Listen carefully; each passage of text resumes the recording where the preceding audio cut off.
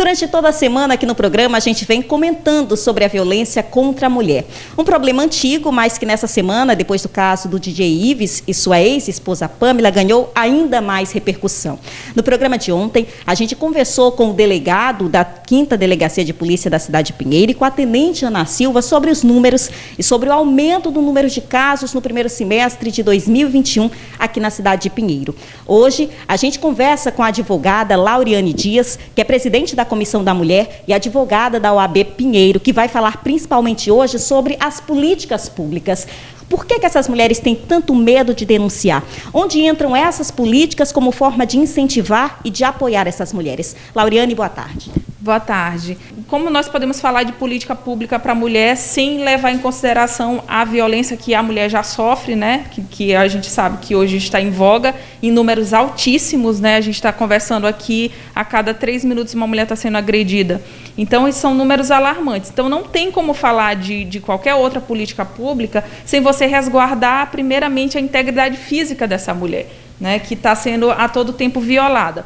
Então, o Estado ele entra com essas pautas de políticas públicas no sentido de resguardar direitos que já deveriam ser garantidos constitucionalmente, já são garantidos constitucionalmente, porém tem dificuldade de efetivação.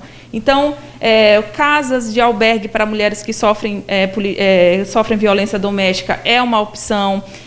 Casas de acolhimento para a profissionalização de mulheres é uma política pública também muito em voga para não só a inserção dessa mulher no mercado de trabalho, para que ela não se torne dependente economicamente do parceiro agressor, também é uma política muito em voga por conta de efetivação dessa liberdade, dessa autonomia que essa mulher terá. Então, isso garantirá para ela não só autonomia econômica, mas também uma maior liberdade nos relacionamentos ou de sair de um relacionamento, por exemplo, abusivo.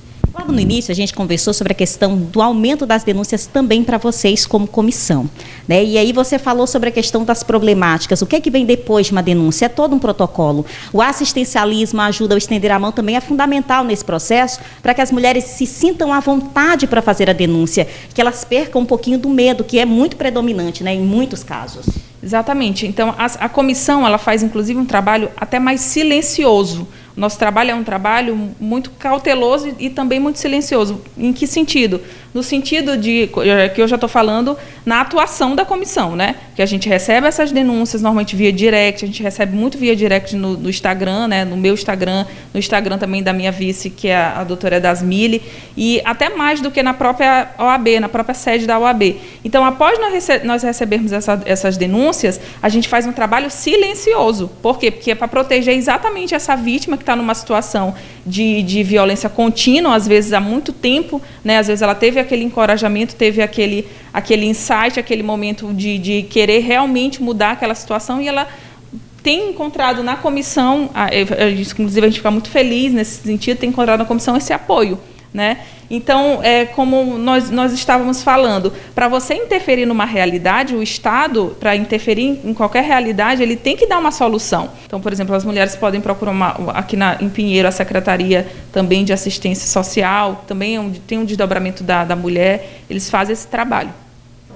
A gente falou sobre aumento no número das denúncias, mas a gente também falou que esse é um serviço novo ofertado pelo governo do estado do Maranhão, por exemplo. As denúncias aumentaram. É porque as mulheres estão mais confiantes na justiça? É porque elas estão tendo mais acesso? É porque elas estão se sentindo mais asseguradas?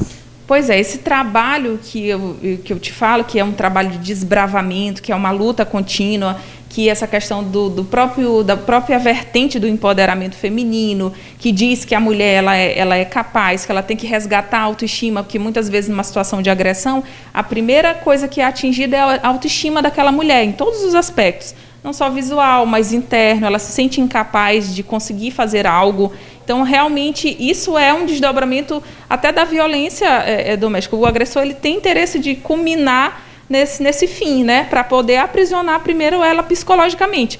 Então, quando você faz um trabalho de conscientização, um trabalho de desbravamento, de dizer que essa mulher ela pode, ela é capaz, ela pode se capacitar, ela pode desbravar esse outro lado que ela não conhecia, você está dando a ela, você está destravando, virando aquela chave, né, que foi muitas vezes feita pelo agressor.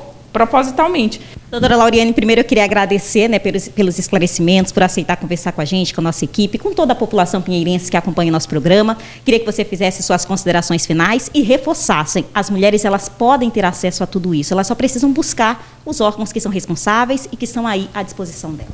Eu que agradeço o espaço. Eu sempre acredito que o papel da mídia ele é importantíssimo na difusão dessas informações, na difusão desse trabalho de conscientização. E nós, enquanto comissão, nós ficamos muito contentes quando temos essa conjunção dos dois lados, tanto da mídia quanto da sociedade civil como um todo. Então, dizer a vocês, mulheres, que continuem realmente acreditando que é possível virar essa chave, mudar essa realidade, buscar essa ajuda, porque o Estado melhorou esse arcabouço de políticas para recebê-las, né? A própria Lei Maria da Penha fez isso. A gente sabe que houve vários melhoramentos desde a instituição da lei até nos dias atuais para receber essas vítimas e mudar essa realidade.